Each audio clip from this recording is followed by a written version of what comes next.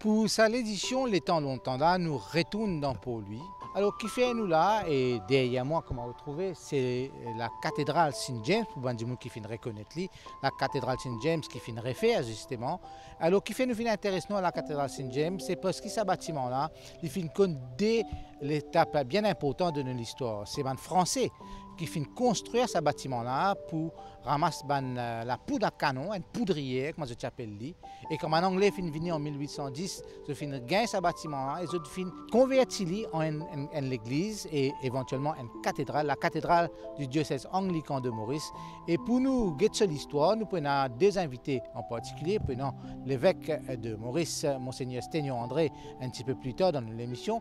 Mais pour le nous prenons un paroissien ici et qui connaît bien l'histoire de sa cathédrale-là.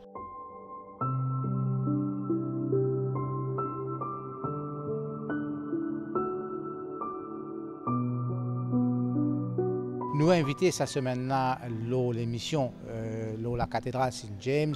C'est quelqu'un qui est un paroissien ici, il connaît sa paroisse-là et il connaît l'histoire de sa paroisse-là. Alors, c'est un ingénieur qui est beaucoup mauricien et beaucoup Rodriguez vous connaît. Et son nom, c'est Claude Wongso. Claude, merci au fin participe dans l'émission cette semaine-là. La cathédrale qui, pour vous, c'est un sujet qui vous connaît au bout de les doigts. Merci de m'inviter à votre émission. Ce sera avec grand plaisir qu'il me pourra répondre un petit peu les questions. D'accord. Alors, nous commençons par le commencement, comment dire. La cathédrale, avant l'Ivine cathédrale, ils tiennent poudrière. Les Français finissent construire. La date de cette construction, il y a encore créé une confusion quelque part dans la tête de cet individu. Cet individu dit qu'il finit construit en 1740, 1780. Qui date ou penché où? D'après les dernières discussions que nous finissons gagner, avec beaucoup de personnes qui connaissent un peu l'histoire de Port-Louis dans le temps français, nous payons plus vers 1780. Alors, qui finit arrivé depuis à l'époque-là? C'était une poudrière qui est lente et puis finit désaffectée, évidemment, quand les Anglais viennent à Maurice en 1810.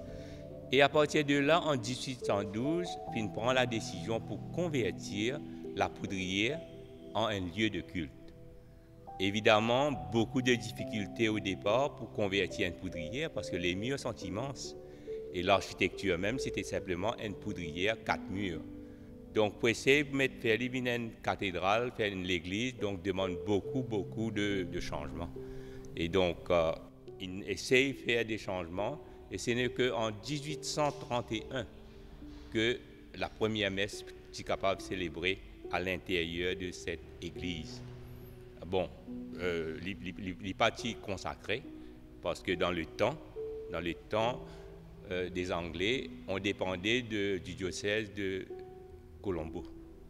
Et ce n'est qu'en 1850 que nous finissons consacrer la cathédrale comme telle.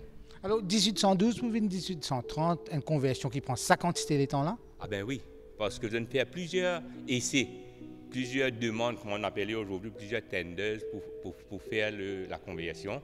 Malheureusement, la complexité et pas si rester gagner un contracteur qui est capable.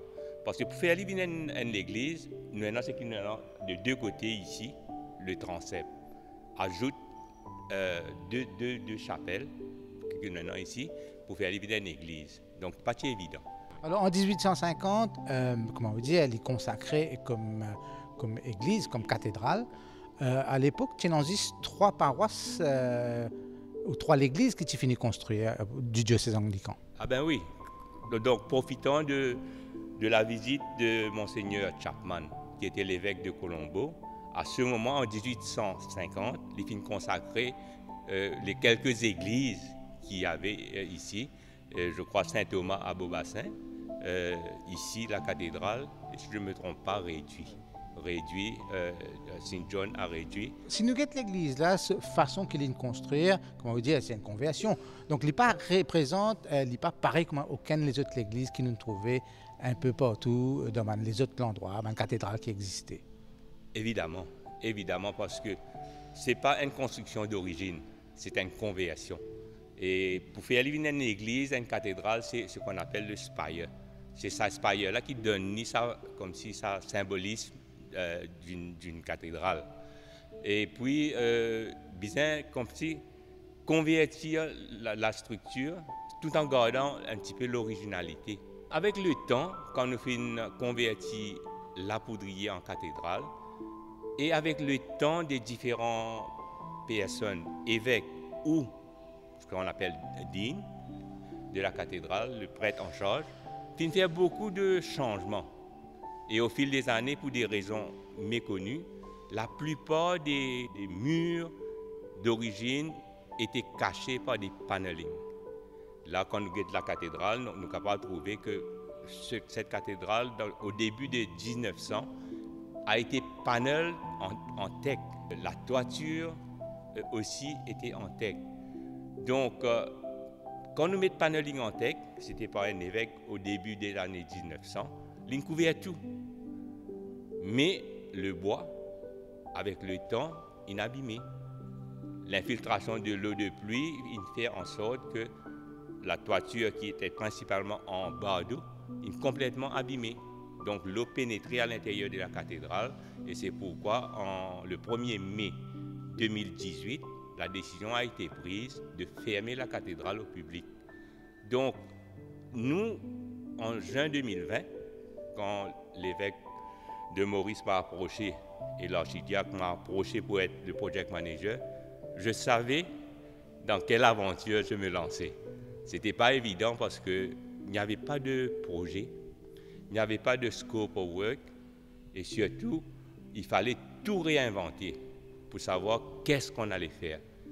Mais la beauté de ce travail, pendant une année, on a commencé en août 2020 et on a terminé en septembre 2021, c'était une expérience extraordinaire.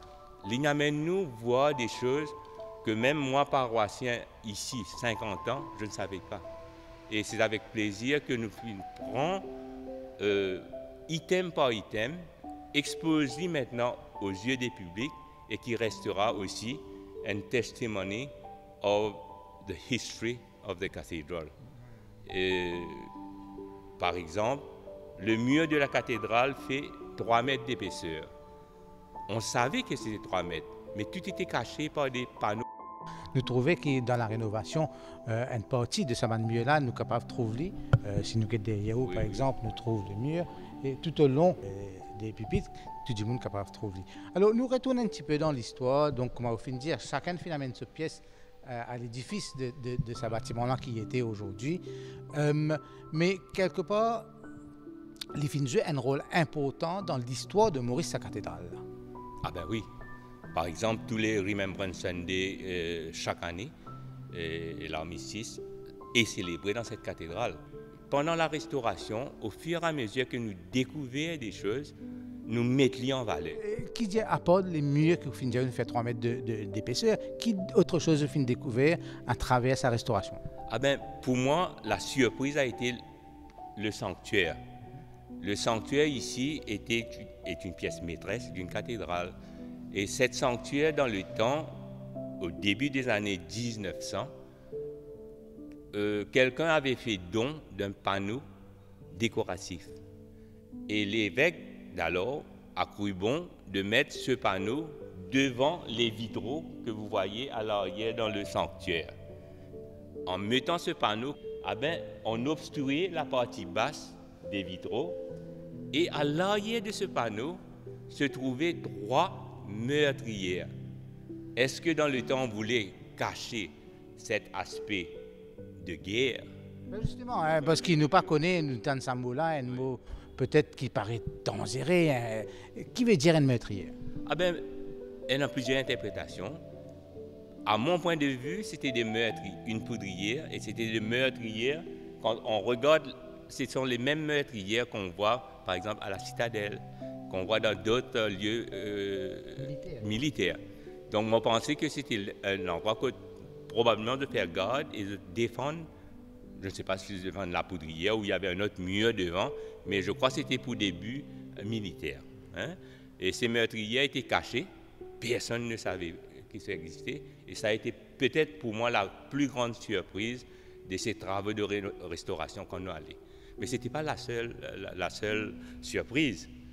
Le panneau dans ce sanctuaire, vous voyez, il y a des mémorials qu'on a un petit peu partout dans l'église. Ça, c'est des mémorials, surtout dans le temps anglais, où on mettait un petit peu memory des gens qui sont morts à Maurice.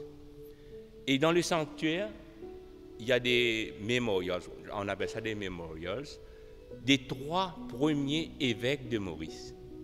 Monseigneur Ryan, Monseigneur Hatchett et Monseigneur Huxtable. Et ce panneau, malheureusement, cachait les 2, le numéro 2 et le numéro 3. Donc, on ne savait pas, nous, que ces 2 évêques avaient des mémorials dans notre cathédrale.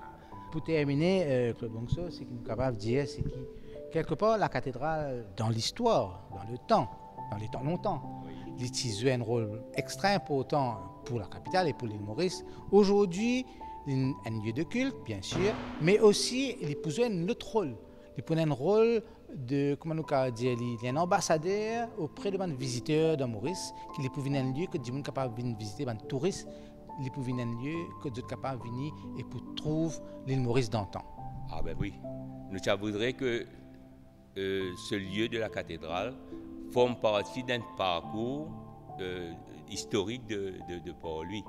Et d'ailleurs, le diocèse prend la décision pour faire un parcours muséographique qui nous permet 14 panneaux pour expliquer un petit peu l'histoire de notre cathédrale ici, pour le public mauricien et évidemment pour les visiteurs de la cathédrale. Très bien. Merci beaucoup Claude Bongso pour partager nous l'histoire, l'histoire de la cathédrale.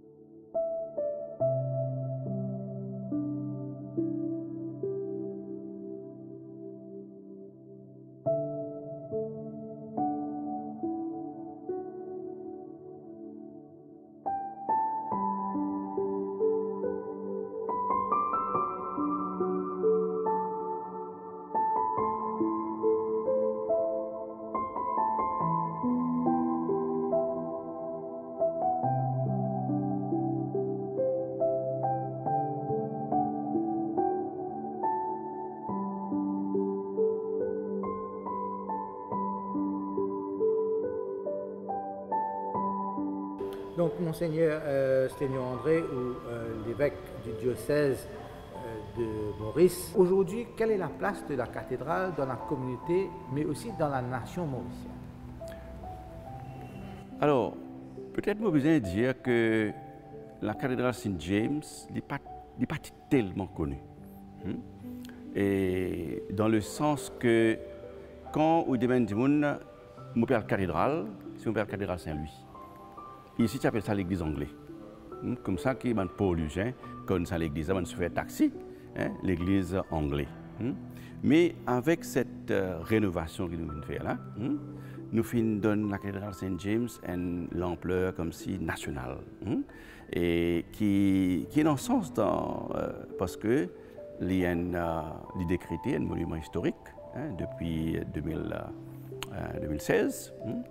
Et alors, c'est un lieu que maintenant, nous pouvons faire de sorte qu'il tombe dans un parcours touristique et de Port-Louis. Mais pour nous les Anglicans, c'est un lieu que nous tous, les Anglicans, quelle que soit la paroisse qui nous était, nous tout le temps comme si nous guettons vers la cathédrale, comment cette église type, et comme si c'est là comme si que nous trouvons, c'est pas une inspiration, non, mais c'est entre guillemets, c'est notre fierté comme si.